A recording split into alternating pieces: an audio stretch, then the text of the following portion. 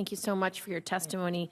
I want to talk a little bit about advanced persistent threats, and I want to know what type of support are you providing critical infrastructure providers to deal with APTs? Specifically, I'm concerned if this war in Ukraine does escalate, that attacks from Russia will come to American businesses and our critical infrastructure. I know this is generally the job of CISA, but in your engagement with critical infrastructure providers, what are the biggest areas of need that they have shared with you? And are there any additional authorities that would be helpful to you in enabling you to support critical infrastructure providers in securing their networks?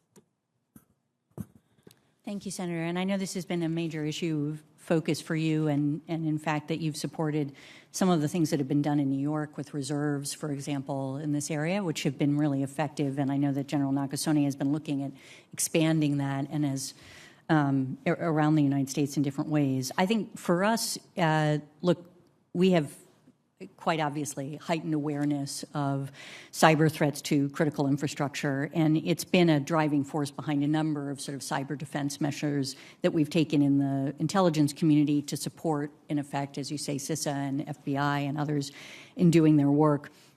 One is lowering thresholds for reporting. We've asked for network owners to really lower their threshold for reporting suspected malicious activity. That's critical from our perspective in order for us to be able to identify what the threat is.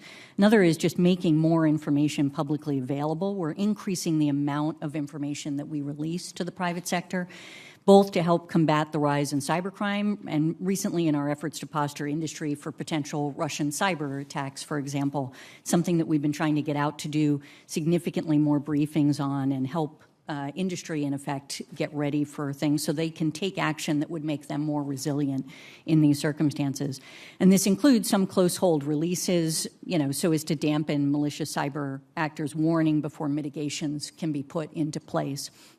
Another has been our significant outreach to the private sector. DHS partners held over 90 engagements with more than 10,000 partners, just even on the Russia piece. And it includes sharing preventative measures to help these partners mitigate vulnerabilities. Another has been facilitating hunt teams on networks. And we've also asked company owners to actively hunt for Russian techniques, essentially, on their networks, and to facilitate this, have provided lists of vulnerabilities, indicators of compromise to look for on a company's networks. But those are just some of the things that are focused on helping on the infrastructure piece. Thank you. Thank you, Director. Do you need any additional authorities or resources to amplify this effort? So we've asked for resources in our FY23 budget that are designed to help with this effort, and so absolutely in that sense. We haven't identified particular authorities that we need, but I will tell you that we will come to you if we do. Thank you. Thank you. Director Haines and General Berrier, I saw that the annual threat assessment notes that advances in dual-use technology could, quote, enable development of novel biological weapons that complicate detection, attribution, and treatment, end of quote. I've advocated for a One Health security approach where we incorporate people across multiple disciplines, including the intelligence community, to increase our biodefense and prevent the next pandemic.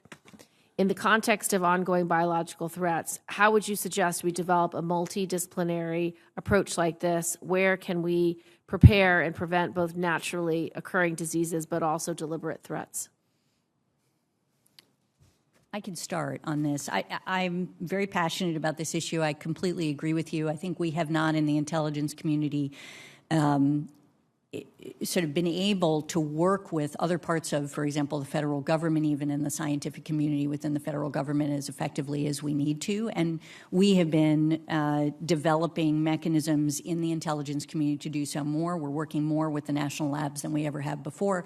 We're working more with HHS, with CDC, with others, to try to make sure that we're also supporting their work and that we can understand some of the issues that they see as critical to our work. And so that's been a big piece of our effort in the intelligence community within the National Counterproliferation and Center. We have been doing a major effort on essentially working with global health, and we actually now have a new national intelligence manager that works on these issues specifically and is hoping to support that kind of outreach on this, and be happy to give you a brief at some point in more detail if that's useful.